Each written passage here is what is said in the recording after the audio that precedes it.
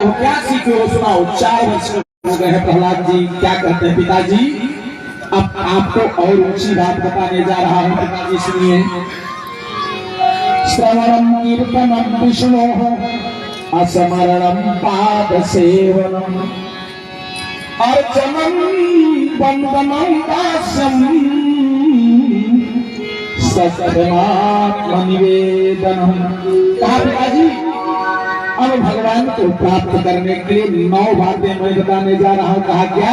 कहा श्रवणम, भगवान की कथा को मन चित्त लगा करके सुनना चाहिए। श्रवणम कीर्तनम, अपने आगे रहे तो ताली बजा के कीर्तन करना चाहिए। कहा विष्णु स्मरणम, भगवान का स्मरण करना चाहिए।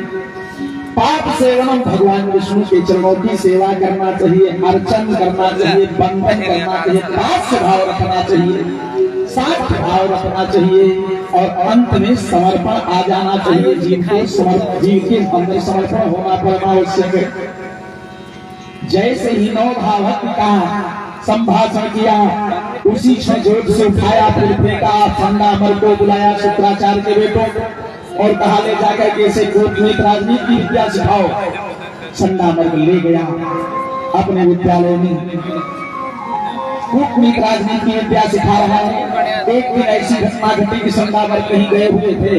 प्रहलाद जी बुलाए बच्चों को और कहा बालकों ये बताओ कि आप लोग एक बात मुझे बताइए कि सबसे बड़ा सुख क्या है और सबसे बड़ा दुख।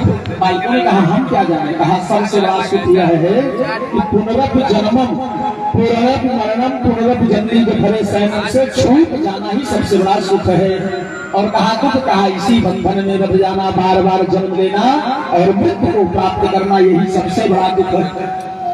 कहा जिस समय जन्मत मरत दुसह सुख हुई, जिस समय जीव माता के गर्भ से बाहर आता है उस समय 100 बिच्छू के डंक के बराबर पीड़ा होती है।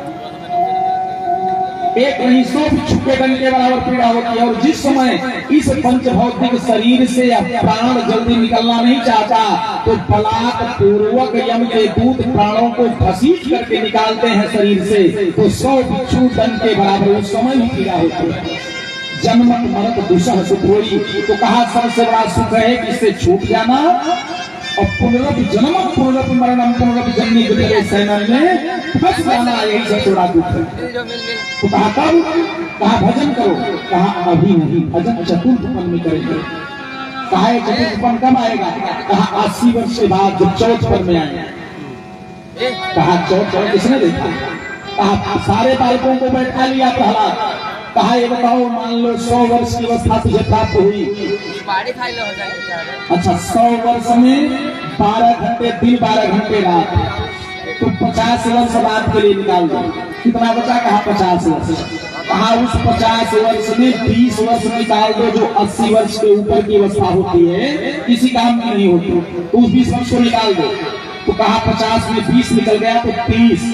कहा उस 30 में 15 वर्ष बालकपन का निकाल दो जो अज्ञानी बन करके हम घूमते हैं। कहा कितना बचा? कहा 15। कहा 15 वर्ष तो तुम्हारा निकल गया जब विवाह हुआ, नई बहू आ गई तो कानों के पास एक एक समस्या का जाल फैला दिया, ये नहीं है वो नहीं, ऐसी व्यवस्था नहीं है। गृहस्थी को संभालते संभालते आपका 15 वर्ष निकल गया।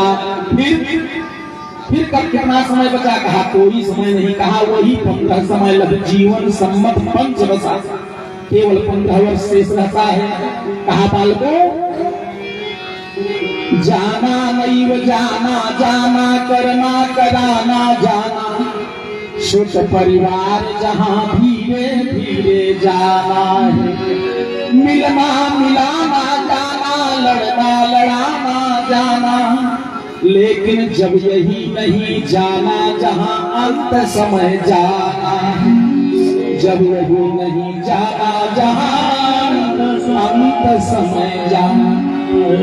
सारे बच्चों ने कहा हाँ प्रहलाद समय तो बिल्कुल खत्म।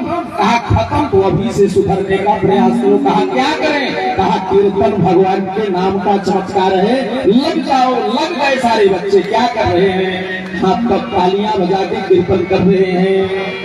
श्री कृष्ण गोविंद हरे मुरारे, नाम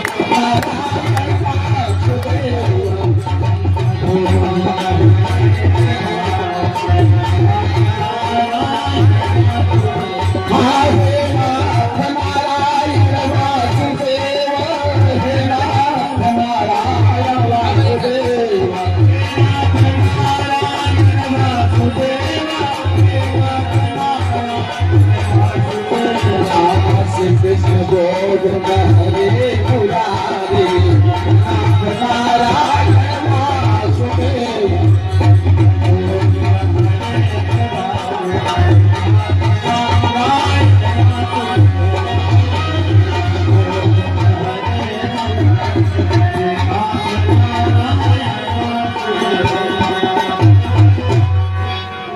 प्रहलाद जी ने कहा कथम पियाया अनुकंपिताया संगम रहस्यम रुचिरांश मंत्रा।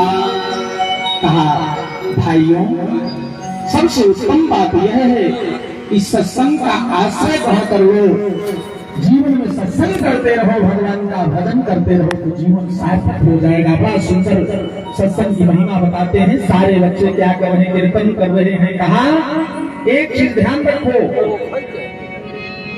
देवेशुरो मनुष्यो वा यक्षो गंधर्वयेव च भजन मुकुंद चरणं स्वस्ति मानस्याद यथा वयम्।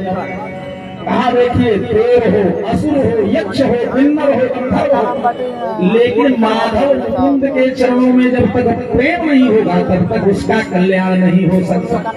अब जितने असुर बालक है वो सोचते हैं हम भी तो असुर हैं, कोई बात नहीं, तो भजन करो। सारे बच्चे भजन कर रहे हैं।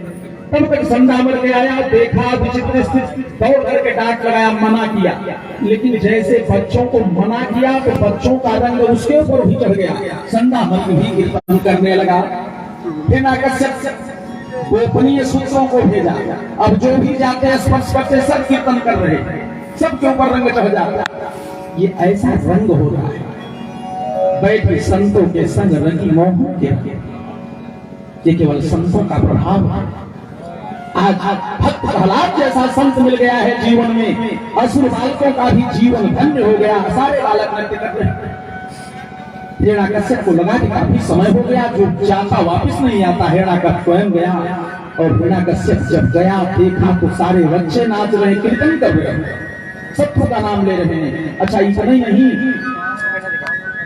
इधर संदामर्क भी कीर्तन कर रहे हैं और नाच रहे हैं।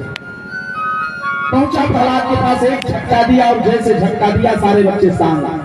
और जब पूछा गया कि आखिर सबसे ऊपर तो रंग चढ़ गया, हिरण्याकश्यप के ऊपर क्यों नहीं रंग चढ़ा, क्यों प्रकाश नहीं प्राप्त हुआ, तो शास्त्रकारों ने कहा इनका लेकर के चढ़ा दीजिए, इसमें गिर जाए। शास्त्रकारों ने बड़ा संभाल के कहा कि और जितने बालक थे, संदामर्क थे, सब सही बल्ब थे। तो करंट जब मिला तो बल्ब जलने लगा। लेकिन जो हिरण्याकश्यप था वह फ्यूज बल्ब था, उसमें चाहे आप ट्रांसफार्मर लगा दीजिए लेकिन जलने वाला नहीं है। हिरण्याकश्यप सुला के गया, ले गया और ले जाने के बाद गिर से गिराया, अपने सज्जनों काल पोखरी में ले जाकर के डाला, विष पान कराया। प्रहलाद केवल भगवान का चिंतन कर रहा है और विष को भी अमृत मान करके, भगवान का प्रसाद मान करके पान कर रहा है। काल पोखरी में ले जाता है तो वहां भगवान श्री कृष्ण की कृपा उसे प्राप्त होती है। समुद्र में गिराया, मत वाले हाथी के पैरों के नीचे दबाया। होलिका आई, होलिका को आशीर्वाद था, उसके ब्रह्मा ने एक आशीर्वाद दिया था, उसे एक दुपट्टा दिया था कि यह तुम्हारे कंधे पर रहेगा तो भयंकर से भयंकर अग्नि तुझे जला नहीं पाएगी। होलिका उस दुपट्टे को लेकर के हिरण्याकश्यप के पास पहुंची, कहा भैया मुझे तो आशीर्वाद प्राप्त है। होलिका दहन को होलिका देख करके प्रहलाद जी के मन में थोड़ा सा बालक होने का भय लगा। आंख बंद किए, भगवान का ध्यान किए, होलिका गोद में लेकर के बैठ गई और जैसे अग्नि लगाई गई तो अकारण करुणा भगवान परम भक्तवत्सल उस समय एक चमत्कार हुआ प्रेमी सज्जनों कि हवा का एक झकोरा आया, वह दुपट्टा जो होलिका के कंधे पर था वह उड़ करके प्रहलाद के कंधे पर आ गया। अग्नि में होलिका जल गई और प्रहलाद जी सकुशल बच गई। अब जब होलिका जल गई तो जितने प्रहलाद वाले ग्रुप के बच्चे थे खुशी मनाने लगे, यह राक्षसी मेरे भक्त को, मेरे मित्र को जलाने आई लेकिन स्वयं जल गई।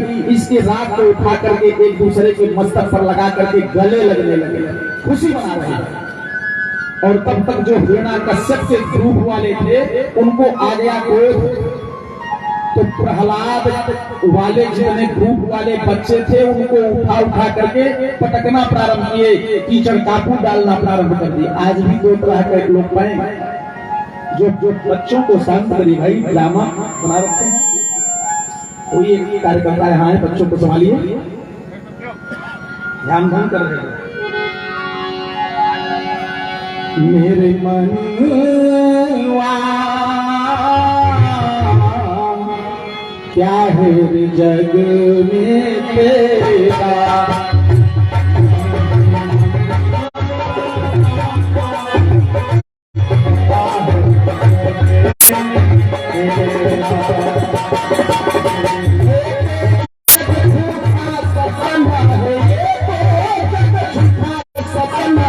कुछ तेरा न मेरा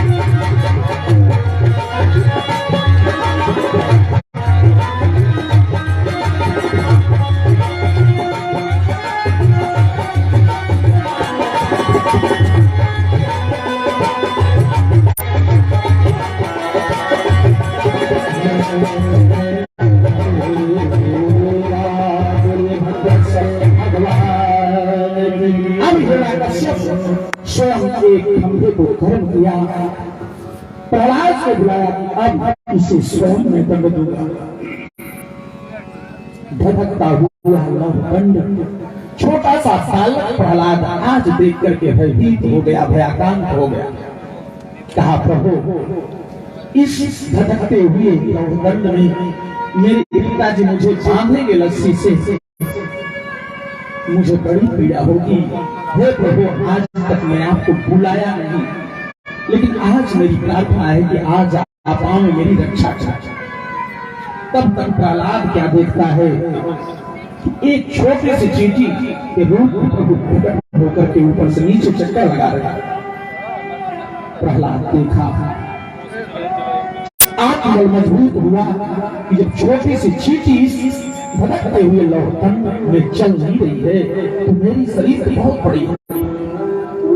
आंख बंद किया, भगवान का दर्शन पाया, समझ गए कि प्रभु ये चींटी नहीं आपको स्वयं लेकिन चींटी बनकर के आए हैं, और बड़े बनकर के आते तो कम से कम पिताजी को दर्शन हो जाता, लेकिन आप मुझे केवल दर्शन दे रहे हैं।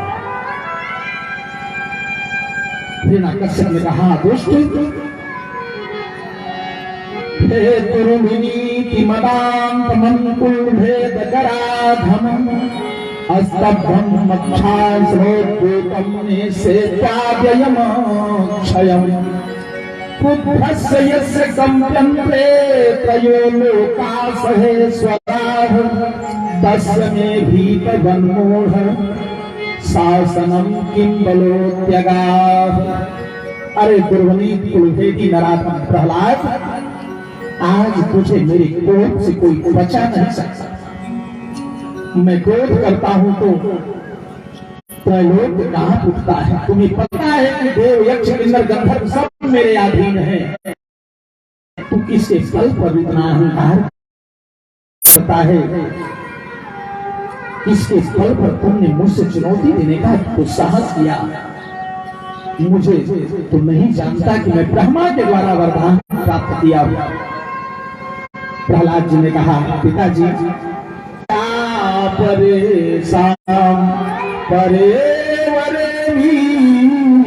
जंगमाये ब्रह्मा गयो ये नभ संप्रणीता। कहा, पिताजी आपको ब्रह्मा जी के वरदानों का है, लेकिन आप इसको क्यों बोलते हैं कि हमारे जो प्रभु हैं एक नहीं करोड़ों ब्रह्मा को उत्पन्न करने वाले हैं, एक नहीं करोड़ों ब्रह्मा को शक्ति प्रदान करने वाले हैं। मेरे प्रभु की कृपा से करोड़ों ब्रह्मा उत्पन्न होते हैं। चराचर में जितने प्राणी हैं सबको प्राण देने की क्षमता हमारे परम प्रभु में है। कहा, ऐसे हम प्रभु के भक्त हैं पिताजी। उस प्रभु के बल पर मुझे विश्वास होता है जो चेतन कह जड़ करें जड़ करें चेतन। हम उस परम पिता के आश्रय पर जीते हैं पिताजी। हिरण्यकश्यप ने कहा, वो कहाँ है तुम्हारे भगवान जो ब्रह्मा को उत्पन्न करते हैं? कहा, प्रभु यत्र तत्र सर्वत्र, कोई ऐसा स्थान नहीं जहाँ हमारे प्रभु न हो। ईशावास सिंहम सर्वम, प्रत्येक पल में हमारे प्रभु हैं, एक एक कण में हमारे प्रभु हैं। अथवा यूं कहा जाए कि प्रत्येक कण ही हमारे प्रभु हैं। कहा, सर्वत्र अकस्मात स्तंभे न दृश्यते, अगर सर्वत्र हैं तो इस स्तंभे में क्यों नहीं दिखते? कहा, पिताजी आपको नहीं दिखाई दे रहे हैं, लेकिन हमारे प्रभु स्तंभे में भी हैं। और जैसे खंभे की बात कहे, क्रोधित होकर के एक मुष्टि का प्रहार उस खंभे में करता है, तो शास्त्रकार लिखते हैं, गगड़ गड़गड़ानो खंभ फाटो चरचरानो, निकष नर नाहर को रूप यति भयानक है। गगड़ गड़गड़ावे दसम जीभ लपलपावे, जितवत सरोज मानो अंग जात थानो है। उस खंभ को फाड़ करके परमहंसी सुखदेव जी महाराज कहते हैं, सत्यम विभातम निज भिद्य भाषितम व्याप्तिं च भूते स्वखिलेषु चात्मनः अभिषेकात् भूतरूपमुपहम् स्तंभे सभाया न मृगम न मानुषम। बोलिए नरसिंह भगवान की जय। पार करके बिजलियां तड़पने लगी, उनका बात होने लगा, मेघ गड़गड़ाने लगे, खंभ को फाड़ करके नरसिंह के रूप में प्रकट हो जाते। बोले नरसिंह भगवान की जय। लिखते हैं, न मृगम न मानुषम, न सिंह का कोई रूप है न मानुष का कोई रूप है। अच्छा, इसमें नरसिंह भगवान नरसिंह का रूप ही क्यों धारण किया? इसका कारण है, भगवान का एक नाम भक्त वत्सल रखा गया। भक्तों ने क्या नाम रखा? भक्त वत्सल। वत्स माने बछड़ा होता है, वत्सल माने बछड़े को चाटने का। कौन चाटता है? माँ। और भगवान का भी नाम भक्त वत्सल पड़ा, तो भगवान को कभी अपने भक्त को चाटे नहीं। तो आज उसी भक्त वत्सल की सार्थकता सिद्ध करने के लिए परम प्रभु नरसिंह का रूप धारण किए हैं कि आज इस अवतार में अपने भक्त को भरपेट अपने जिह्वा से चाटू। यहाँ भक्त वत्सल की सार्थकता सिद्ध करने के लिए नरसिंह का रूप धारण करते हैं। और जैसे हिरण्यकश्यप देखा, आज महाकाल के रूप में भयाक्रांत हुआ, भागने का प्रयास किया, लेकिन अपने इन अजान बाहों से हिरण्यकश्यप को पकड़ लिए। क्योंकि भगवान नरसिंह का प्रादुर्भाव मध्याह्न 12 बजे हो गया और तो सायंकाल गोधूली की बेला होनी है, तो 6 घंटे व्यतीत करना है। पकड़ लिए, खेल खिलाते रहे। इसके बाद जैसे ही सायंकाल का समय आया, गोधूली का, खींच करके घर के मध्य में ले जाते हैं, डेहरी पर अपने जंघे पर बैठाते हैं। कहा, अब तुम्हारा मैं वध करूंगा। कहा, बिल्कुल वध नहीं कर सकते, क्योंकि मेरी मृत्यु पृथ्वी पर, मैं आकाश पर। कहा, हो कहा तू? देखा तो जंघे पर। कहा, फिर भी नहीं मार सकते, न घर के अंदर होगी न बाहर। कहा, कहाँ उनको देखा? तो मध्य देहली पर। कहा फिर भी महाराज ने दिन में रात में कहा समय क्या है, तो गोधूली का समय था। कहा फिर भी नहीं मान सकते, किसी अस्त्र से मेरी मृत्यु नहीं हो सकती। तो नरसिंह भगवान जैसे ही अपने नाखून को दिखाए, समझ गया कि मेरे मृत्यु के लिए तो पर्याप्त है, लेकिन फिर भी नहीं मान सकते। ब्रह्मा के द्वारा बनाए हुए किसी प्राणी से मेरी मृत्यु नहीं होगी। कहा पहले मुझे देखो, और जब देखा तो काल का दर्शन हो रहा है, समझ गया। लेकिन कहा फिर भी मैं नहीं मर सकता। कहा क्यों? कहा 12 महीनों में मेरी मृत्यु नहीं हो सकती। कहा तुम्हारे लिए पुरुषोत्तम मास का महीना मैं अलग से पहले से ही बना रखा है। पुरुषोत्तम मास चल रहा था। अब सारे वरदान को पूर्ण करके नरसिंह भगवान उसके वक्षस्थल को विदीर्ण कर दिए। वह तो परम पद को प्राप्त किया। भगवान के हाथों जो मरता है वह परम गति को प्राप्त करता है। सुधा वृष्ण भाई यहाँ बड़े बड़े प्रमुख ऐसे ऐसे कल चर्चा हो रही थी। 100 वर्ष में चाचा जी हैं, 1 महीना रामायण पूरा याद है, तो बताना कुछ नहीं। सुधा वृष्ण भाई कल ऊपर जिए हाल नहीं कब नीचे। कारण क्या था कि राक्षसों का मुख भगवान का के तरफ था। जब वो मरते थे, प्राण छोड़ते थे लंका में, तो भगवान की तरफ उनका मुख होता था, सब परम पद को प्राप्त कर लेते थे।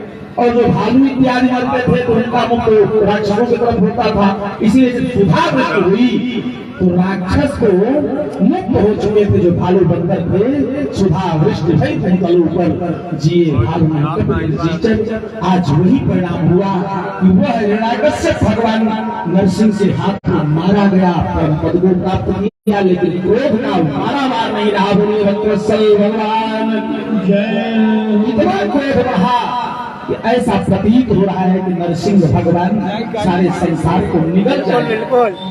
सारे देवता पहुंचे, देवता परेशान, किसी की हिम्मत नहीं पड़ती। ऋषि महर्षि पहुंचे, लेकिन सब फेल।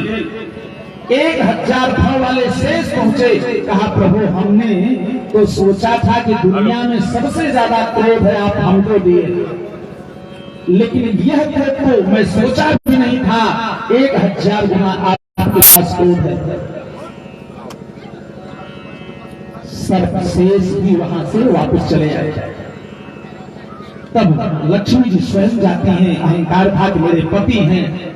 लक्ष्मी जी गई, लेकिन लक्ष्मी भी भयाक्रांत होकर के वहां से हाथ से थाल ली गई, वापस आई। तब ब्रह्मा जी संपूर्ण देवता मिलकर के प्रहलाद को प्रेषित किए, बेटा तुम जाओ, तो तुम्हारे लिए ही उनका अवतार हुआ है, तुम जाओ, उन्हें शांत करो। प्रहलाद जी यहाँ से जाते हैं, एक पुष्प लेकर के जैसे नरसिंह भगवान के चरणों में डालते हैं। नरसिंह भगवान गोद में उठा लिए, गोद में उठा करके अस्वपात करने लगे, रुदन कर रहे हैं, क्षमा मांग रहे हैं कि बेटा इतना कष्ट तुझको भोगना पड़ा, मुझे आने में विलंब हुआ, पुत्र इसमें क्षमा करो। बोले प्रभु प्यारे है कोमल तुम्हारे असुरन पितारे मम नाम एक गाने में विष से पिलाए काले नाग से न खायो पुनी सिंधु में डुबायो कमी राखी न सताने में मंजूर बुखार चूमी चूमी बोले प्रभु क्षमा करो, पुत्र बड़ी देर भई आने में, क्षमा करो, बड़ी देर भई आने में। क्षमा मांगने लगे, बेटा मुझे आने में विलंब हुआ, इसलिए क्षमा करो। प्रहलाद गोद में बैठे, शांत बैठे। नरसिंह भगवान पूछने लगे, बेटा ये बताओ, सारे देवी देवता मेरे पास आने में भय खा रहे थे, डर रहे थे, मुझे मेरे पास आने में डर नहीं लगा? प्रहलाद जी कहते हैं, भगवान जैसे कोई सिंह दहाड़ करता है, सिंह की दहाड़ सुन करके जंगल के सारे पशु भाग खड़े होते हैं, लेकिन जो सिंह का छोटा बच्चा होता है, सावक होता है, उसी समय छलांग लगाता है, पिता के कंधे पर बैठ जाता है निर्भय होकर। उसी प्रकार से प्रभु आपका प्रादुर्भाव मेरे लिए हुआ, मुझे डर के साथ था, और बाल भी तो आपका मेरे लिए हुआ। प्रसन्न हो गए भगवान, कहते हैं हे प्रहलाद तुम वरदान मांगो, क्या चाहते हो तुझ पर मैं खुश हूं। प्रहलाद जी कहते हैं भगवान मांगना लेना और देना ये तो व्यापारी का काम है, हम कोई व्यापारी नहीं है प्रभु, आपसे मांग करके हम करेंगे। ये लेने देने का व्यापार तो धनी लोग करते हैं, सौदागर करते हैं, व्यवसायी करते हैं। का नहीं बेटा, मुझे कुछ मांगना पड़ेगा। बार बार भक्त करते रह गए। प्रहलाद जी ने कहा पिताजी यदि राशि ने कामान बड़ा स्तंभ है, कामान संगो हम भवदस्त ऋणे वरम, अगर आप देना चाहते हैं तो प्रभु मैं मांग रहा हूं, आप दे दीजिए। कहा क्या चाहिए, जो इच्छा हो मांग लो।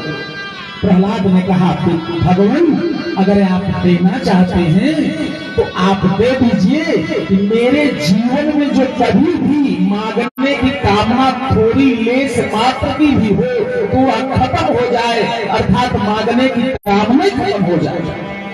ऐसा सदा हमारा जीवन कामना युक्त, लेकिन प्रहलाद जैसा परम भक्त मानता है कि हमारे जीवन से कामना खत्म हो जाए, कुछ मांगने की इच्छा ही खत्म हो जाए। आज गदगद हो गए। कहा प्रहलाद इस दैत्य वंश में तुम सम्राट होगे, तुमने पवित्र कर दिया, 21 पीढ़ियों को तार दिया। पुत्रवती युवती जक्षरी रघुपति जासत हुई। जिस वंश का एक बालक भगवत भक्त हो जाता है तो 7 पीढ़ी पीछे की, 7 पीढ़ी आगे की और 7 पीढ़ी नाना नानी की, 21 पीढ़ियों के तरने की बात कही गई।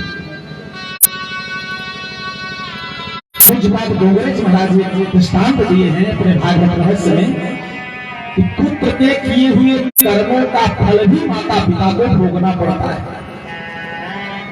एक हंस और हंसनी भाग पे आए यात्रा करने के लिए, रात्रि हो गई तो हंस हंसनी रुक गए एक बड़े वृक्ष के नीचे। प्रातः काल जाने लगे तो वहां का राजा था कौआ। अब कौआ हंसनी को रोक लिया, कहा नहीं ये मेरी पत्नी है, इस पर मेरा अधिकार है। हंस बहुत समझाया लेकिन कौआ नहीं माना। दूसरे राज्य में हंस का नहीं चल पाया। कौआ ने कहा चलो पंचायत करवा देते हैं जज साहब के पास। हंस और कौआ दोनों गए, लेकिन हंस को जाने में विलंब हुआ। कौआ पहले पहुंचा, जज साहब पास कहा अगर ये हंसनी आप मुझे दिलवा देंगे तो हम इतना जानते हैं कि आपके वंशज माता पिता किस योनि में गए हैं, पशु हैं कि मानव हैं, कहाँ हैं, हम चल करके परिचय चिन्हवा देंगे, परिचय करा देंगे। और वो जज घूसखोर था, कहा ठीक है। अब हंस किया गया, प्रस्ताव रखा गया। जज साहब ने कहा देखो 1 मील दूर पर वो नीम का वृक्ष है, जो जाकर पहले उस पत्ती को लेकर मेरे पास आ जाएगा ये हंसनी उसी की होगी। कौआ छोटा पक्षी जल्दी पहुंचा, लेकर चला आया। हंस विशाल का है, उड़ान भरने में उसको समय चला गया। लौट करके आया इधर, कौआ को हंसनी मिल गई। हंस सर पीट करके वहीं मर गया। दूसरे दिन जज साहब ने कौआ को पकड़े, कहा चलो बताओ मेरे माता पिता कहाँ हैं। ले गया, एक नाली बह रही थी बगल में। कहा जल्दी आइए साहब, नहीं अभी दर्शन नहीं पाएंगे। कहा क्या कहाँ है? कहा प्रवेश करने वाले हैं, ऊपर तक आ गए हैं, जल्दी आओ, आगे के तुम्हारे पिता पीछे की तुम्हारी माता। ये नाली वाले तो नाली में भी प्रवेश करने वाले हैं। कहा मेरे माता पिता और नाली के कीड़े। कहा और क्या वैकुंठ जाएंगे तुम्हारे जैसे पुत्र के माता पिता। माता पिता पर भी पुत्र का प्रभाव पड़ता है। और जिस वंश में ये पूज्यपाद गोगरेज महाराज अपने भागवत में लिखे हैं, प्रमाण देते हैं कि जो बालक किसी प्रकार से किसी भी वंश अगर एक भगवत भक्त हो गया तो 21 पीढ़ियों को तारने की सामर्थ्य रखता है। और अगर किसी प्रकार से नालायक भी हो गया तो उसको पाप कटने में समय लगता है। इस प्रकार प्रहलाद जी महाराज को वरदान दे करके भगवान नरसिंह अंतर्ध्यान होते हैं। परमहंस सुखदेव जी महाराज कहते हैं, राजन आशीष गिरिवर राज सर को पहले तो सुतः चीरे देना श्रीमान योजनायुतमोक्षितः। 1000 हथुनियों के मध्य रहने वाला मरवत गज आज बड़े बड़े वृक्षों को उखाड़ता हुआ त्रिकुट गिरिवर पर्वत पर प्यास की तृष्णा से ग्रसित होकर के जल पीने के लिए जा रहा है।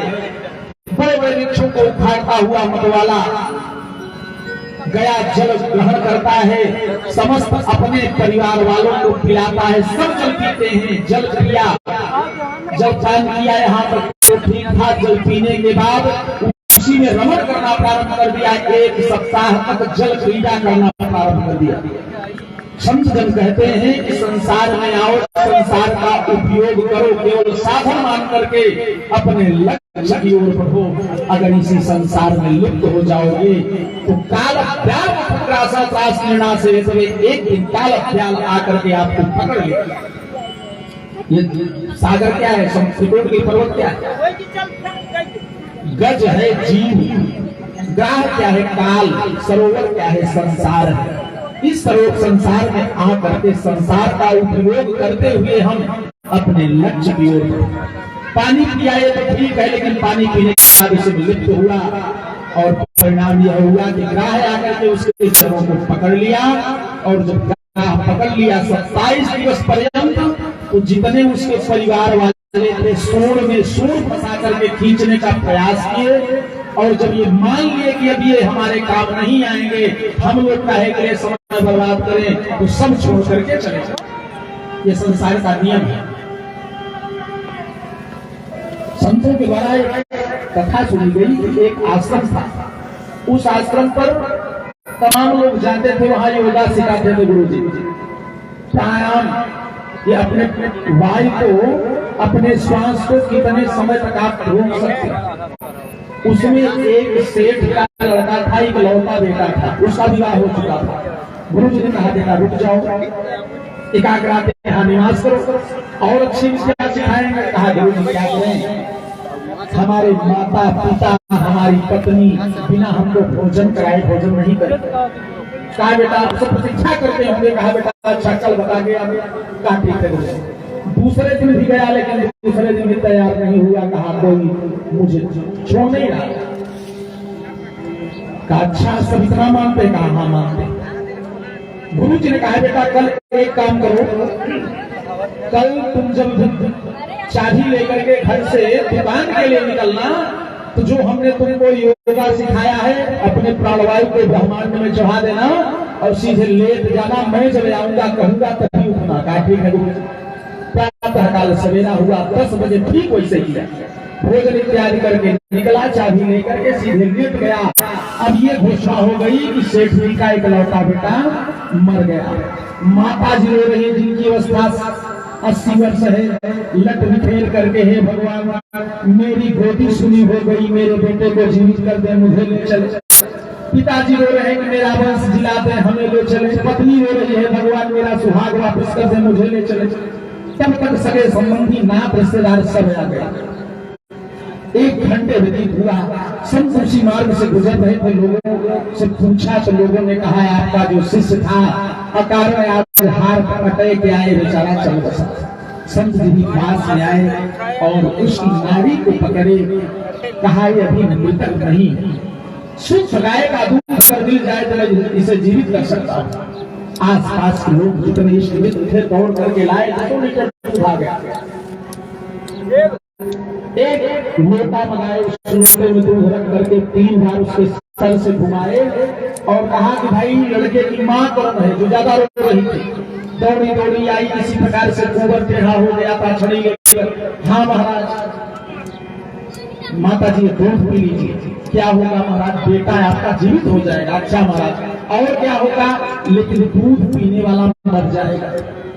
अब जैसे मरने की बात आई तो बूढ़ी माँ के हाथ से लोटा छूट गया 10 कदम पीछे। अरे महाराज अभी तो कोई 2 रोटी देने वाला नहीं है, बुढ़वा को मेरे मरने के बाद और बड़ी विडम्बना होगी। बुढ़िया 10 कदम पीछे, बाप रो रहे हैं, भगवान मेरा वंश चला दीजिए, मुझे ले चलिए। बाप के हाथ में लौटा गया, उन्होंने भी कहा कि महाराज मेरे मर जाने के बाद बुढ़िया की बड़ी दुर्गत होगी, कोई पूछने वाला नहीं।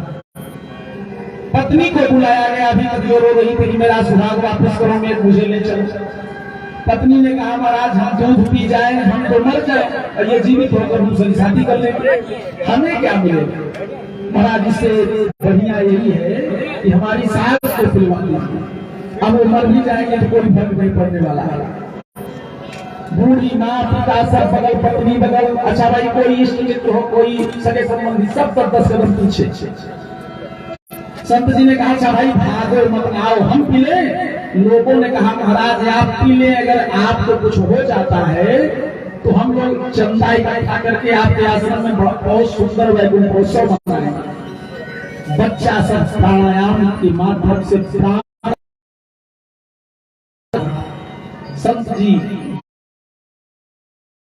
दूध को आंख बंद करके पी लिए। कहा बेटा उठो, पहचानो इस संसार में तुम्हारे कितने सगे संबंधी है।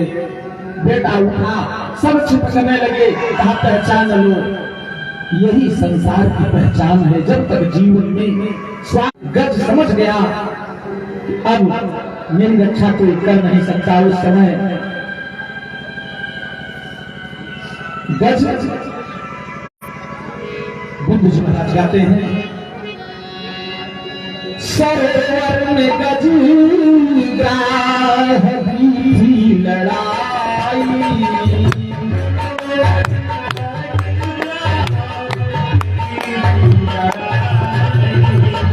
सरोवर में गज ग्राह की लड़ाई,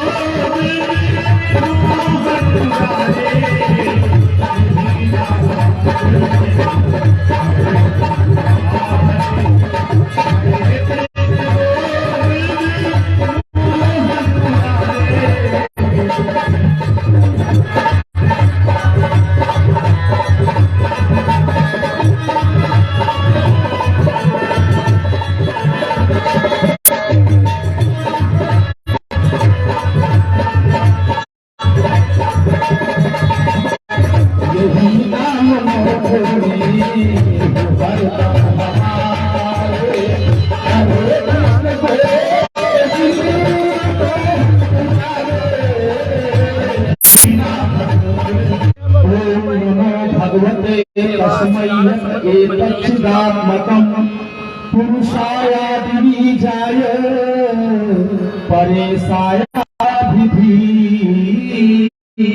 मही।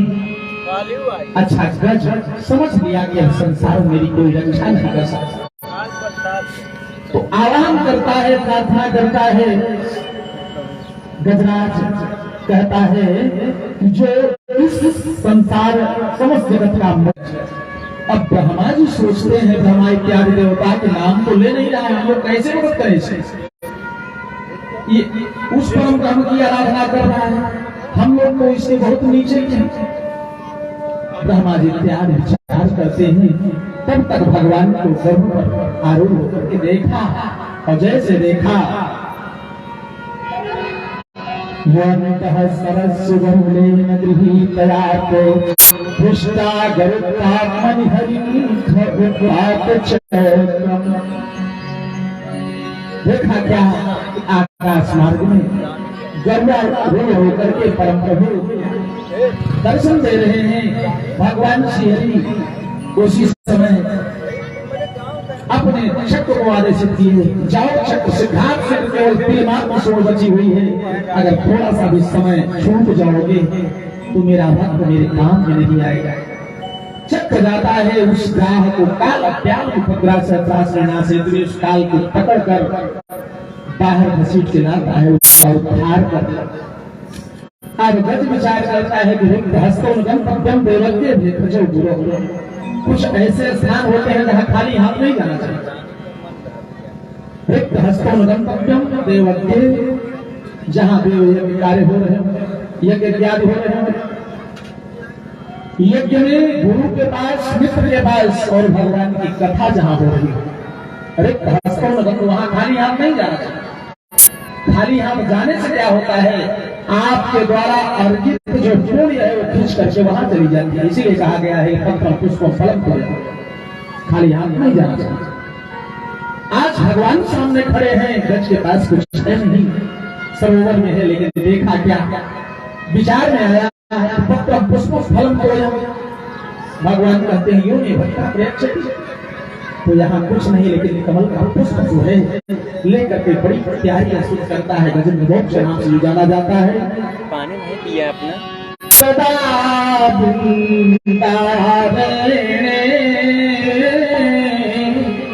विमल यमुना तीर पुनीरे शरणं गोविंदम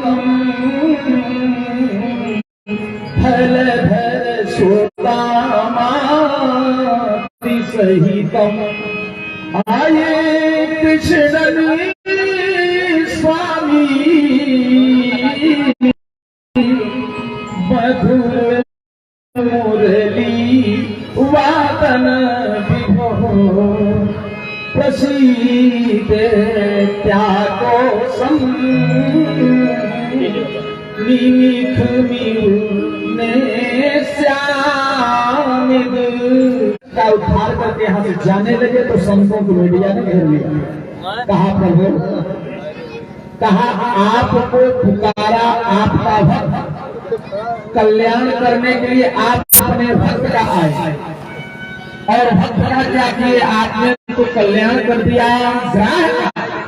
तो भगवान नारायण कहते हैं संतों, मैं आया अपने भक्त की पुकार सुन करके, अपने भक्त का कल्याण करने के लिए, और भक्त का कल्याण करता, लेकिन देखा क्या कि मेरे भक्त के पैर को पकड़कर मेरे भक्त का भक्त बैठा है। जो मेरा भक्त है तो उसका आज नहीं तो कल उद्धार हो ही जाएगा, लेकिन जो मेरे भक्त का पैर पकड़ के बैठा है उसका उद्धार पहले।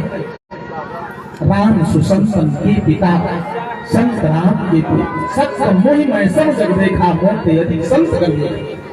इसलिए कह रहे हैं इस संत के चरण को जो ग्रहण कर लेता है तो भगवान, और करते क्या है भगवान, उसके ऊपर कृपा करते हैं। रामचरितमानस में लिखा है ना, बिनु सत्संग विवेक नहीं। कल चर्चा चल रही थी शुक्ला जी बुद्धि जन्मजात होती, जो बिना पढ़े लिखे लोग भी प्राप्त कर लेते हैं। कहते हैं लोग पढ़ा लिखा तो नहीं प्राप्त होते, और ज्ञान की इंग्लिश है नॉलेज, जो स्वाध्याय से मनन से आता है। रिसर्च करेंगे तब ज्ञान प्राप्त होगा, लेकिन विवेक केवल और केवल सत्संग में मिलता है।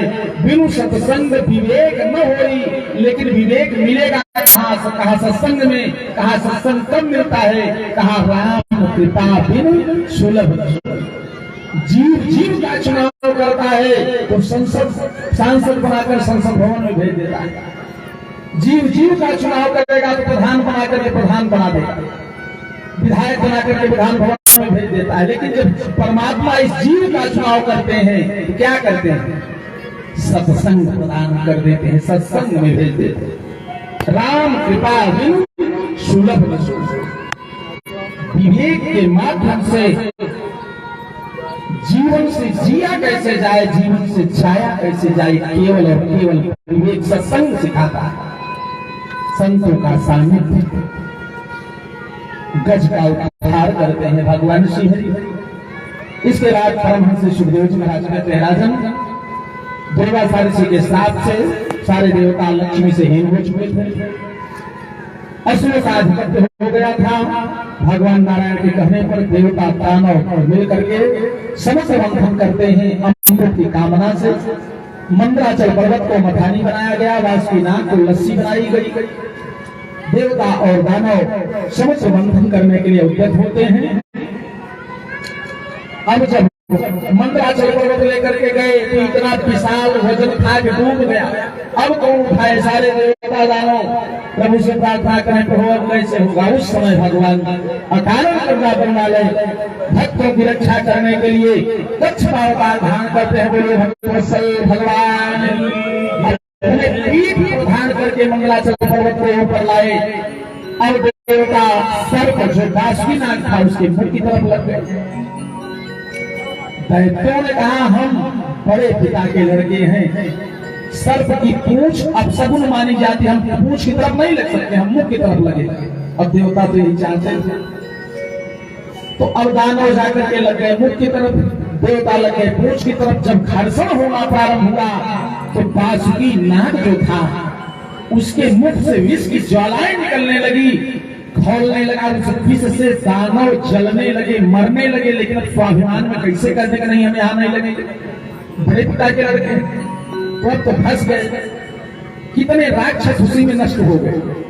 समस्त मंथन प्रारंभ हुआ और देखिए ये समस्त मंथन क्या है? समस्त मंथन जब होता है तो पहले विष निकलता है, बाद में अमृत निकलता है। जब हम अपने मन को मथना प्रारंभ करते हैं अमृत की कामना लेकर के, तो प्रारंभ में हमको भी विष प्राप्त होता है। किसी साधना की ओर हम बढ़ेंगे, ध्यान लगा करके बैठेंगे तो कभी रीढ़ की हड्डी हमारी दर्द करे, कभी गड्ढू दर्द करेगा, कभी आलस आए, कभी निद्रा आ जाए, कभी प्रमाद आए। क्या है? विष है। वासनाओं में मेरा मन लग जाएगा। सबसे पहले कभी कभी तो ऐसे गंदे स्थान पर मेरा मन पहुंचेगा कि मन विचलित हो जाता है। ऐसा क्यों? यह विष है। लेकिन भगवान कहते हैं कि सतत साधना करते रहना चाहिए। विष भी निकले उसका भी पान करो, इसके बाद अंत में अमृत जरूर प्राप्त होगा। 14 रथ निकले, सबसे पहले विष निकला, हलाल विष। विष के उस ताप से तीनों लोकों में उसकी ज्वालाएं पहुंचने लगी। देवता दानव यक्ष किन्नर गंधर्व सब कसित होने लगे। सारे देवता दानव मिलकर के विष लेकर के भगवान शिव के पास पहुंचे। भगवान शिव ने कहा, देवताओं विष पिलाने के लिए आए हो, कहा रक्षा कीजिए। कहा, ये बताओ अगर इसके पहले अमृत निकल गया होता तब भी आप देवता दानवों ने कहा, महाराज अमृत पीने का विषय है और विष पिलाने का विषय। एक बार हम लोग यात्रा कर रहे थे साथ साथ प्रबंधक डॉक्टर रामेश्वर से सब लोग, तो यहाँ से जबलपुर की यात्रा हो रही थी। तब गुरु जी बैठे थे, कुछ खाते पीते तो है नहीं। तो एक व्यक्ति रास्ते में बिहार से बैठा था। बिहार वाले सुरती बहुत खाते हैं, तो सुरती बनाया और गुरु जी को देने लगा। तो बड़े विरोधी सुरती कह रहे, कहा नहीं लिया, हम नहीं खाते हैं, कहा थोड़ा लीजिए साथ से, कहा नहीं बिल्कुल नहीं। अब कुछ देर के बाद और गाड़ी आगे बढ़ी तो केला वाला आया, तो केला लिया। तो अब गुरु जी दिमाग में आया होगा कि चलिए भाई केला खरीद रहा है, अच्छा आदमी केला भी खिलाएगा, हो सकता है संत मानकर केला खाने लगा। तो गुरु जी बड़े मनोविरोधी टोक दिए, कहा भाई अभी सुरती आपने पूछा और केला आप खाने लगे। तो कहा गुरु जी सुरती खिलाने का विषय है, केला खाने का विषय है। संसार के लोग विष खिलाते हैं, अमृत स्वयं पीने का प्रयास करते हैं। भगवान शिव संसार का कल्याण करने के लिए, त्रैलोक की रक्षा करने के लिए विष का पान करते। राम नाम तारक मंत्र के प्रभाव से रा का उच्चारण करते हैं। नाभि में प्रभु श्री राम को बैठाते हैं काशी मर्म जंतुओं की। उसी राम नाम तारक मंत्र के प्रभाव से काशी में मरने वाले कूट जितने भी यहाँ तक कि छोटे मोटे जीव भी मरते हैं तो भगवान शिव क्या करते हैं? कुछ नहीं करते, जा करके उनके कान के पास प्रभु श्री राम का नाम ले लेते, इससे उनको मुक्ति मिल जाती है। ये काशी का प्रभाव है, कोई भी काशी मरता है वो मुक्त हो जाता है। तो भगवान शिव रा का उच्चारण करके विष का पान किए और कंठ तक जाते हुए योग माया के द्वारा उसका समन कर दिए। म कह करके रा और म के बीच में विष का समन हो गया। अब भगवान राम से पूछा गया तो भगवान राम ने कहा भाई उनको विष मिला। विष से पूछा गया तो विष ने कहा मुझे राम मिल गए। और भगवान शिव से पूछा गया तो भगवान शिव ने कहा मुझे विष और राम दोनों मिल गए, इसलिए मुझे पूर्ण विश्राम मिल गया। आप विचार करें, स्वार्थ के लिए देवताओं ने अमृत का पान किया, केवल देव रह गए, और संसार का कल्याण करने के लिए, जगत का कल्याण करने के लिए भगवान शिव ने विष का पान किया। तो भगवान शिव देवाधिदेव महादेव संसार के कष्ट को जो अपने सर पे धारण करता है, जिसके जीवन में परमार्थ आ जाए, पर ही सरी से धर्म नहीं भाई, पर पीड़ा सम नहीं हमारी, जिसके जीवन में परमार्थ आ जाए। आज परमार्थ के लिए भगवान शिव ने विष का पान किया तो देवाधिदेव महादेव हो गए। क्रम आगे बढ़ा, 14 रथ निकले। गाय प्रकट हुई जो ऋषियों को दान दे दी गई, पुनः मंथन करके चंद्रमा प्रकट हुए जो भोलेनाथ के मस्तक पर विराजमान हुए, जिसे चंद्रमौल कहा जाता है भगवान शिव। इसके बाद फिर मंथन हुआ, उच्चैश्रवा घोड़ा निकला जो बलि ने ले लिया, फिर ऐरावत हाथी निकली जो इंद्र को प्राप्त हुआ, और अप्सराएं निकली जिन्हें स्वर्गलोक भेज दिया गया, पारिजात वृक्ष निकला तो उसे स्वर्ग में स्थापित किया गया, लक्ष्मी जी निकली, वर्ण करने की बात आई, ऋषि महर्षि देवता दानव सब बैठे थे, लेकिन लक्ष्मी जी ने भगवान नारायण का वर्ण करती है। बोले लक्ष्मी नारायण भगवान से 14 रत्न निकले। श्री मणि ब्रह्मा पार्वती अन्य संग खगजराज धेनु धनुष धनवंतरी कल्प चंद्र विश्वपाज। 14 रत्न निकले। अंत में अमृत निकला। प्रेमी सज्जनों, अमृत के निकलते ही दैत्य उस घड़े को ले लिए, और जो दैत्य जिससे ज्यादा शक्तिशाली है दूसरे के छीना झपटी में 4 स्थान पे अमृत का थोड़ा सा 4 गिरी। यहाँ हरिद्वार, नासिक, उज्जैन और प्रयाग में जहाँ महाकुंभ के रूप में आज भी हम आप मनाते हैं, इधर सारे देवता परेशान प्रार्थना करने लगे, रुदन करने लगे। प्रभु आपने कहा था समुद्र मंथन करो, अमृत दान कराएंगे, ये तो असुरों के हाथ में चला गया। उसी समय अकारण करुणा बरसाले, अपना मान को लेकर जाए पर भगवान निकलते देखा, प्रबल प्रेम के काले पड़कर प्रभु को नियम बदलते देखा। आज विश्व मोहिनी का रूप बना करके भगवान नारायण आते हैं। जिस चौरस्ते पर एक दूसरे से छीना झपटी करते हुए कलश लेकर के भाग रहे, वहीं विश्व मोहिनी का रूप बना करके शांत स्वभाव में मोहिनी का रूप धारण करके भगवान नारायण खड़े हो जाते हैं। असुर बड़े ही खड़े हो गए, परिचय पूछने लगे, लेकिन कोई उत्तर नहीं। बार बार पूछने पर देवी स्वयं पूछने लगी कि मेरा तो कोई परिचय नहीं, न कोई माता, न कोई पिता, न कोई घर, मैं स्वयं नहीं जान पाती मैं कहां से आई, लेकिन आप लोग अपना परिचय सब कुछ बता दिए। समुद्र मंथन हुआ, उससे अमृत निकला, हम लोग लेके जा रहे थे, लेकिन चाहते हैं कि आप लोग पिला दें। विश्व सुंदरी ने कहा तो ये मुझे स्वीकार नहीं है। अगर कसाई मगर कसाई और कसाई गाई का, लेकिन सबसे बड़ा कसाई जो हिंसा खाए भाई का, तुम लोगों ने महान अपराध किया है, अपने भाई के हक को लेकर के भागे हो, इसलिए तुझे मैं वर्ण नहीं कर सकता।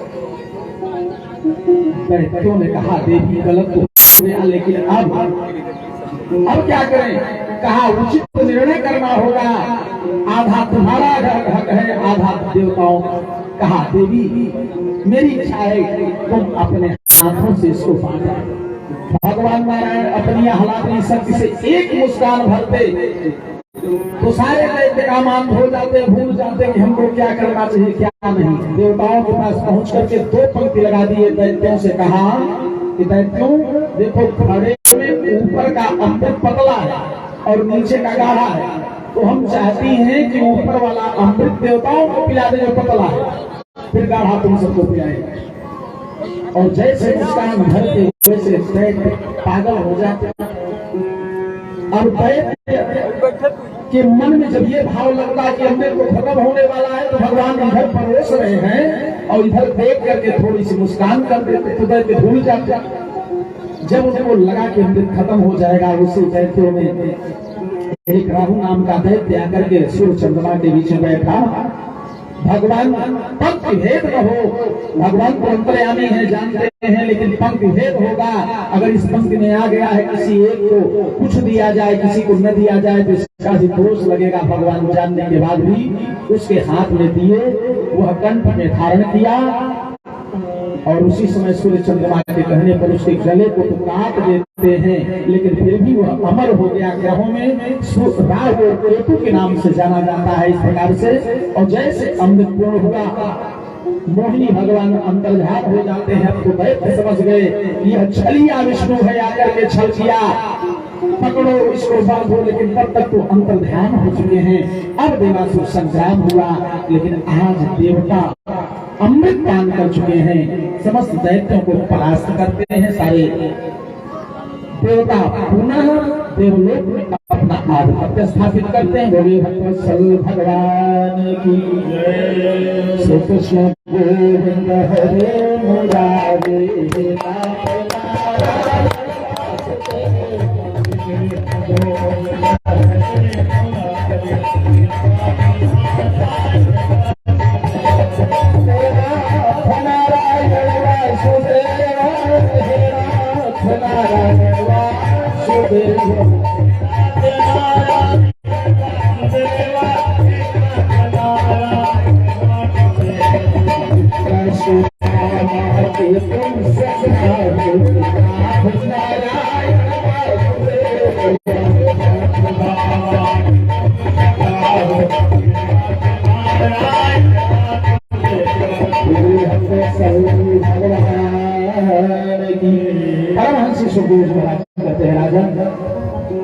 भगवान रावण का रूप धारण करके दैत्येंद्र बलि को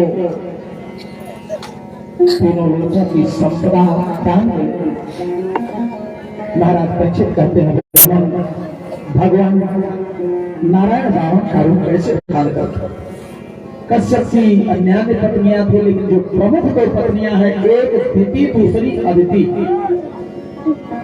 संपूर्ण देवताओं के माता का नाम अदिति है और संपूर्ण दैत्यों के माता का नाम दिति है। बलि इत्यादि दिति के पुत्र हैं। दैत्येंद्र बलि नर्मदा के तट पर बैठ करके विशाल यज्ञ कर रहा है। शुक्राचार्य को बुलाकर कितनी यज्ञ करने के बाद इंद्र का पद प्राप्त हो तो 99 यज्ञ कर चुका है, 100वीं यज्ञ करने जा रहा है। मैया आदिति जो देवताओं की माता है परेशान हुई, कश्यप के चरणों में प्रणाम किया, कहा भगवान अगर इसी प्रकार से यज्ञ करते रहेंगे दैत्य लोग तो हमारे पुत्रगण कहाँ जाएंगे। कश्यप जी ने कहा देवी तुम समन्वत करो, पुरुषोत्तम के प्रभाव से ऐसा पुत्र उत्पन्न होगा जो देवताओं का सम्राट होगा। फाल्गुन महीने में 12 दिन का होता है। केवल पयहार दुग्धाहार करती हैं माताएं, भूख को सहन करती हैं, लड्डू गोपाल का चरणामृत लेती हैं। 12 दिन का एक पयोव्रत कहा गया है भागवत में। माताओं को योग्य पुत्र की प्राप्ति होती इस पयोव्रत से। मैया ने पयोव्रत किया, परिणाम यह हुआ कि भाद्रपद द्वादशी तिथि को बावन भगवान प्रकट होते हैं। बोले बावन भगवान की जय।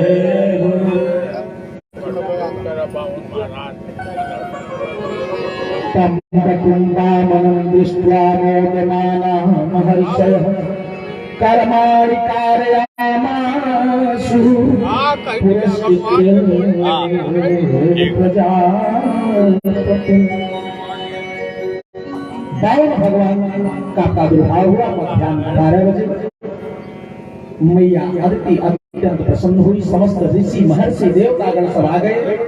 यज्ञोपवीत इत्यादि संस्कार हुआ और जैसे यज्ञ को संस्कार में बालक को काशी पढ़ने इत्यादि की परंपरा बताई गई, तो बावन भगवान से तीनों लोगों की संपदा वापस लाने के लिए गुरु बृहस्पति ने आदेशित किया। बावन भगवान सीधे नर्मदा के तट पर जहाँ दैतेंद्र बलि यज्ञ कर रहा है वहां पहुंचते हैं।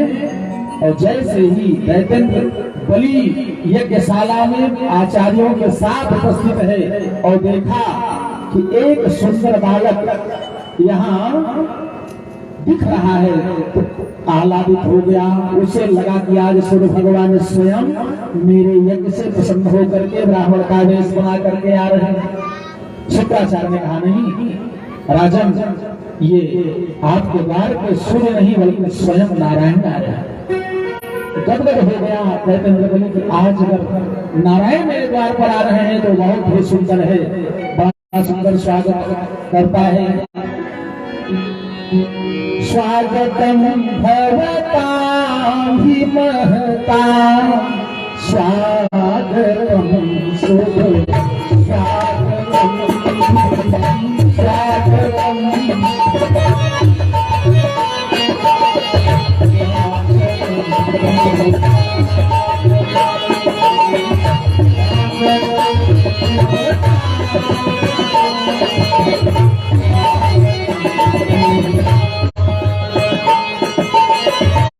स्वागतम भवतां हि महता स्वागतम भव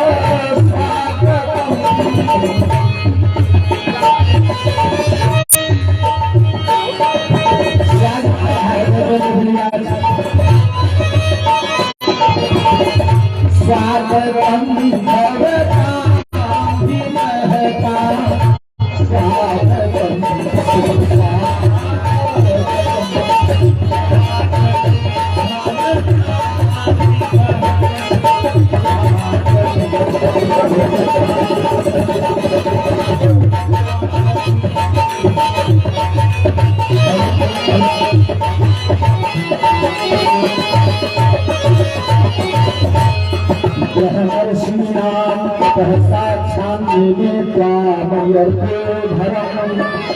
हाथ जोड़ के दैतेंद्र बलि ने कहा, आज हमारे यहाँ आप उपस्थित हुए मेरा परम सौभाग्य है। आज मैं कृतज्ञ हो गया। अर्घपान आचमन कराने के बाद दैतेंद्र बलि ने कहा, जो इच्छा हो मांगे। बावन भगवान ने कहा, दैतेंद्र बलि क्यों मैं ऐसा कहूं, तुम्हारा वंश प्रहलाद भैरोचन इत्यादि ऐसे बड़े बड़े तपस्वी हुए हैं कि भगवान ने स्वयं जाकर उनको दर्शन दिए। दैतेंद्र बलि ने सोचा कि छोटा सा बालक हमारे आजा पर पाजा की बात कर रहा है, बड़ा जान कर रहा है। और अभिमानी व्यक्ति को अगर दुनिया में सबसे ज्यादा प्रिय है तो क्या है, उसकी प्रशंसा।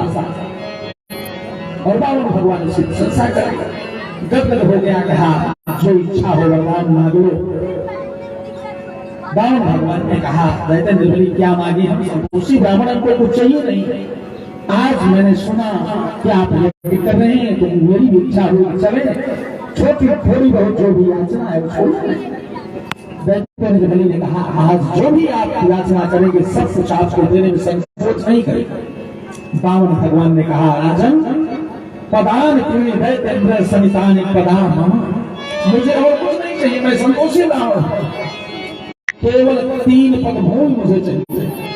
कहा, क्या मांग रहे हो, आधी राज्य मांग लो, सोना चांदी हीरे जवाहरात मांग लो, बैली बलि क्या कुछ कमी नहीं है, क्या मांग रहे हो। कहा, हम क्या कहें राजन, अभी मैं आ रहा था नर्मदा के तट पर संध्या कर रहा था, एक व्यक्ति आकर के खेत का मालिक मुझे फटकार लगाई। सो हमने कहा ठीक नहीं, खुद की भूमि हो जाए वहीं बैठ के हम संध्या करेंगे। तो कहा, छोटा सा बालक लगता है, जैसा बालक है वैसे इसकी बुद्धि भी है। तो कहा, मेरे पद से कि अपने पद से। कहा, नहीं राजन, मैं अपने पद से मैं संतोषी रहा। दैतेंद्र बलि परेशान हुए। शुक्राचार्य ने कहा, राजन समझ जाइए, ये साक्षात नारायण है, 3 पद में 3 लोग की भूमि ले लेंगे। दैतेंद्र बलि ने कहा, आज मेरा परम सौभाग्य होगा जो जगत के ईश है, सारे संसार को जो देने वाले हैं, आज मेरे यहाँ याचक बनकर के अगर आए हैं तो देने वाले का हाथ ऊपर होता है, याचक का हाथ नीचे होता है। जो जगदीश है सारे संसार को देते हैं, इनका हाथ ऊपर होता है। लेकिन आज दैत्येंद्र बलि का कितना बड़ा सौभाग्य होगा कि अगर आज नारायण भी याचना करने आए हैं तो आज दैत्येंद्र बलि के सामने इनका हाथ नीचे होगा, दैत्येंद्र बलि का हाथ ऊपर होगा। बहुत समझाए शुक्राचार्य, लेकिन एक बात भी नहीं माने, गदगद हो गया। कहा आज मेरा परम सौभाग्य है। कहा महाराज तो क्या होना चाहिए, मैं आपको दिया। कहा देखिए देना तो ठीक है, लेकिन जब तक संकल्प हो तब तक कोई भी दान अधूरा माना जाता है। संकल्प में जल होना चाहिए, जल गिरना चाहिए। सुराही होती है, आप सब जानते हैं, सुराही कमंडल में सुराही।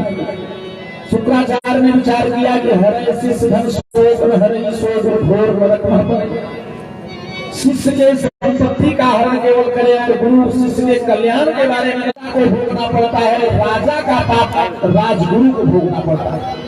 राजा राष्ट्र पापम राष्ट्र पापम पुरोहितम, और पत्नी पाप भरतारम, पत्नी का पाप पति को भोगना पड़ता है। और शिष्य पाप गुरु था और शिष्य का पाप गुरु को भोगना पड़ता है। इसलिए गुरु के अंदर वह क्षमता हो कि अपने प्रभाव से, अपनी साधना से अपना भी कल्याण करे और अपने शिष्य का भी कल्याण करने की बात सोचे। आज शुक्राचार्य विचार करते हैं कि शिष्य का कैसे कल्याण हो। सुराही में जाकर के मेढक बनकर के छिप गए, जल नहीं। संकल्प को बोल दिए बाबा भगवान काम ब्राह्मण बालक है हमारे पास, घुसा दिए गंगा जल, लेकिन जल नहीं। वो तो समझ रहे हैं अंतर्यामी।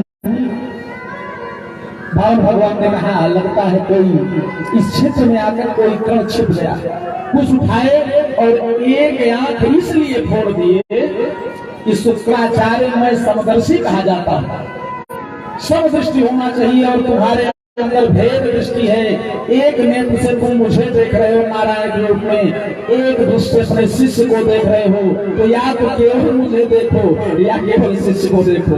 एक नेत्र होना चाहिए। एक आंख फोड़े, शुक्राचार्य समझ गए कि जल्दी निकल के बाहर हो जाओ, नहीं दोनों आंख चली जाएगी। निकल के बाहर हुए, संकल्प पूर्ण हुआ, और जैसे संकल्प पूर्ण हुआ तो परिणाम यह हुआ कि भगवान नारायण स्वरूप में आ गए।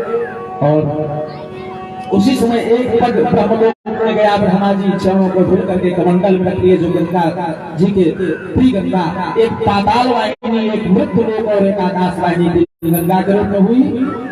दूसरा पैर पाताल पुरी पहुंचा।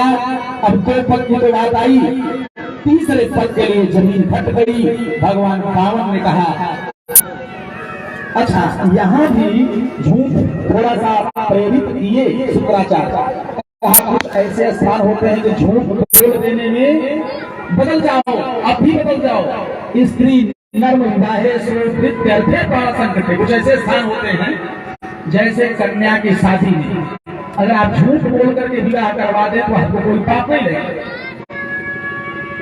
स्त्री कुछ गोपनीय बात है, स्त्री को नहीं बताना चाहिए। माताएं इसमें नाराज न हो, इनको श्राप है।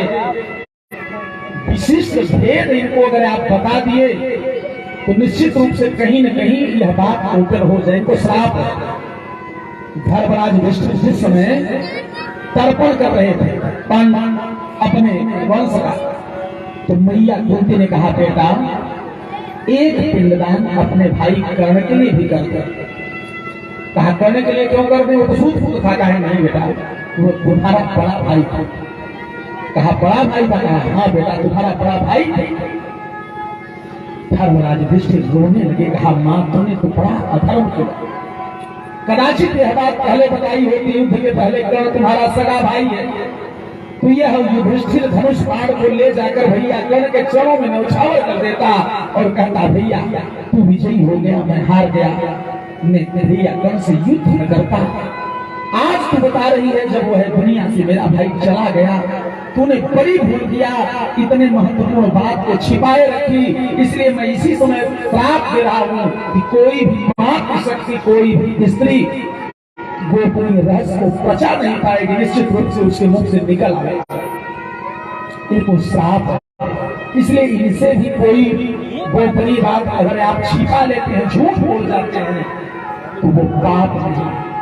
किसी के प्राण को बचाना है, फांसी की सजा है। अगर आपको झूठ बोलने से बच गया तो आपको पाप नहीं लगेगा। किसी के जीविका का विषय है, आप झूठ बोल दिए तो पाप नहीं लगेगा। सास की बात समझाने लगे,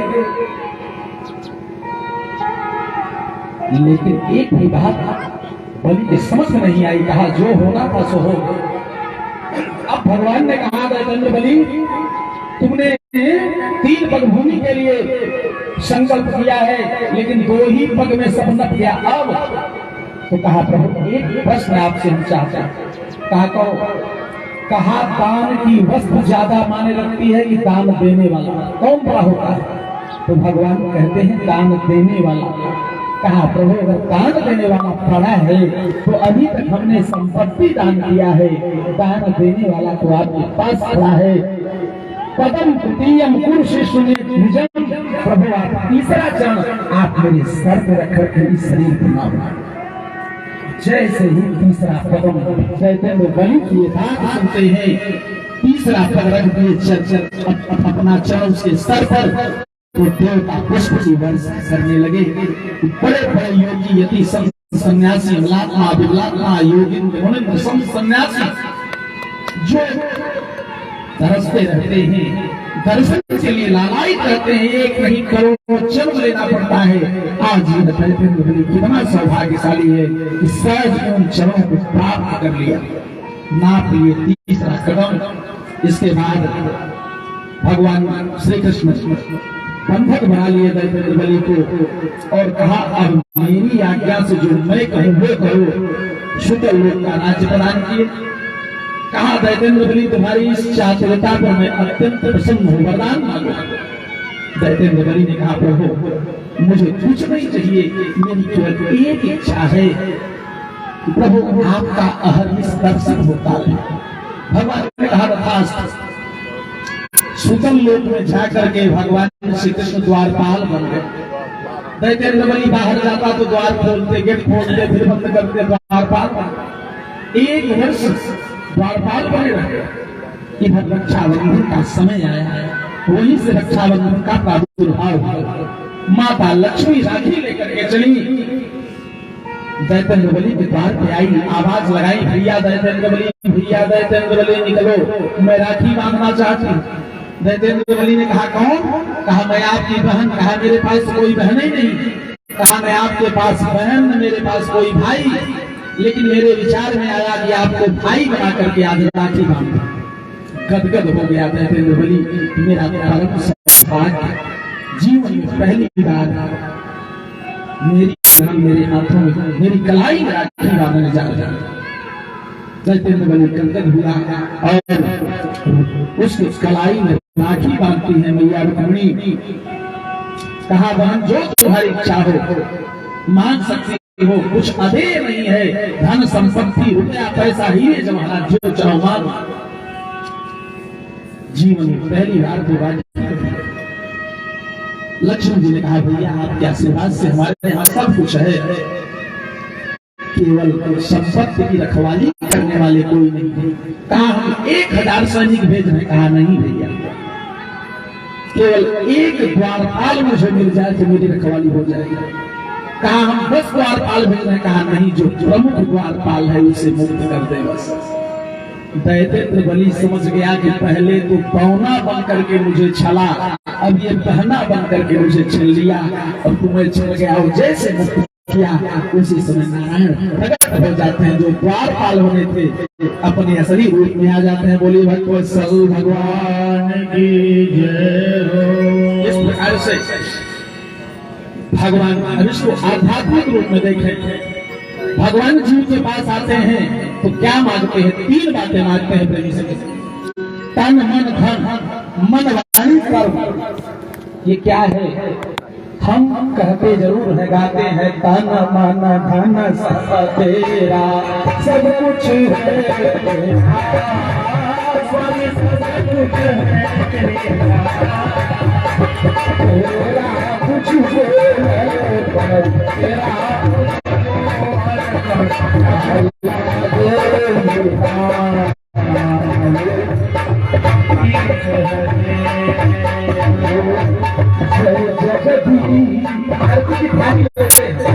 एक संत देख रहे थे, व्यक्ति आरती कर रहा था। अब आरती करके गा रहा था ताना माना धन सब तेरा, तो संत हंस रहे थे। वो आदमी आरती करते करते उसकी दृष्टि संत पर पड़ी तो नाराज हुआ। आरती के बाद कहा आप क्या देख रहे थे? कहा आपको देख रहे थे। अच्छा, वो क्रोधित हुआ आदमी कि हमको देख के हंस रहे थे। कहा आपको देख के मैं भी हंस रहा था कि आप कह तो रहे हैं कि तन मन धन सब तेरा, प्रभु को बता रहे हैं और आपकी दृष्टि मेरे तरफ थी, मैं हंस रहा था तो आप क्रोधित हो रहे थे। तो इसका मतलब मन आपका है, आप मन बेकार कर रहे हैं, मन आपका है। अच्छा, विडंबना क्या है? हम भगवान के सामने जाते हैं, 8 घंटों से प्रणाम करने की विधा है, लेकिन हमको कहीं न कहीं देहाभिमान होता है कि हमारे इतने बड़े मस्त कपड़े हैं, इतने महंगे कपड़े हैं कि अगर हम लेट करके प्रणाम करेंगे तो गंदे हो जाए, कहीं न कहीं विकार देह से सेवा नहीं कर पाते, तन से सेवा नहीं कर पाते, अष्टांग नहीं प्रणाम कर पाते। मंदिर में गए, भगवान के सामने खड़े हैं, 5,000 रुपए का जूत पहने हैं, जूता है हमारा। अब ध्यान में आया कहीं कोई ले न जाए तो भगवान को भी एक बार देख रहे, एक बार जूता पर दृष्टि जा रहे हैं। तुम्हें माता तब चबिता तुम्हें बंधु भी ध्यान में आकर तक कहीं कोई पहन नहीं। आप विचार करें, मन भी हमारा कहाँ गया? और आरती करने के बाद कहते हैं धन सब तेरा, धन भी आपका है और सही बात धन है, कहते हैं है भी सब, क्योंकि देनहार कोई और है जो भेजे दिन रहे। रहीम दास जी दान देते थे, प्रतिदिन दान देते थे 100 ब्राह्मणों को प्रतिदिन, लेकिन दान देते समय आंखें बंद कर लेते थे, सर झुका लेते थे। चारों तरफ बात फैल गई। गोस्वामी जी ने एक पत्र लिखा कि ऐसी देनी देन जू कब सीखे हो सैन, ज्यों ज्यों कर आगे बढ़े त्यों तो नीचे नैन। रहीमदास जी कौन सा दान सीखे हो? संसार के लोग दान देते हैं तो सीना तानते हैं, 10 बार नाम बुलवाते हैं कि मेरा नाम ढंग से नहीं बोला गया। अरे इतना ही नहीं, पूज्य पिताजी के स्मरण में करते क्या है लोग? किसी धर्मशाला में जाएंगे तो सबसे सस्ता वाला पंखा उसमें लिखवा देंगे स्वर्गीय पूज्य पिताजी फला फला पांडे। अब पिताजी 4 महीने गर्मी के महीने में चक्कर लगा रहे हैं 350 रुपए की पर्ची। आप सोचिए, ये इनाम की विधा है। पिताजी का नाम लिख दिया, पिताजी चक्कर लगा रहे हैं सारी गर्मी, ये पिताजी का सहयोग है, पिताजी के खाते में जाए। तो दान की वो विधि है कि दाया हाथ हमारा दान दे, बाया हाथ को पता न चले कि हमने कितना दान दिया, कैसे दान दिया। तो गोस्वामी जी ने पत्र लिखा कि संसार के लोग दान देते समय आवाज लगाते हैं, मैं इतना दान दिया, मैंने इतना दान दिया, और आप दान देते समय आंख बंद करते हैं, सर झुका लेते हैं। रहीमदास जी ने कहा संसार के लोग इस बात को न समझ पाए, ये ठीक है, लेकिन गोस्वामी जी आपको परम ज्ञाता है, त्रिकालदर्शी हैं, सब कुछ जानते हैं, लेकिन सब कुछ जानने के बाद भी यह बात संसार के सामने मुझसे कहलवाना चाहते हैं। तो रहीमदास जी ने एक पत्र लिखा कि देनहार कोई और है जो भेजत दिन है, जो रात दिन भेज रहा है, क्योंकि जब मैं आया तो खाली हाथ आया और जाऊंगा तो कफन में जेब भरने की देखा नहीं। आज जो संपत्ति मेरे पास है, मेरे न आने के पहले किसी और की थी, आज मेरे पास है, मेरे न रहने के बाद किसी और की हो जाएगी, मैं लेके नहीं जा पाऊंगा। मैं तन मन धन हमारे के फल लेके कहते हैं, खोजते हैं कि सिक्का मिले वो आपका है, नोट हमारी तन मन धन सब से है तो बाड़ी से, लेकिन नोट हमारी, सिक्का है आपका।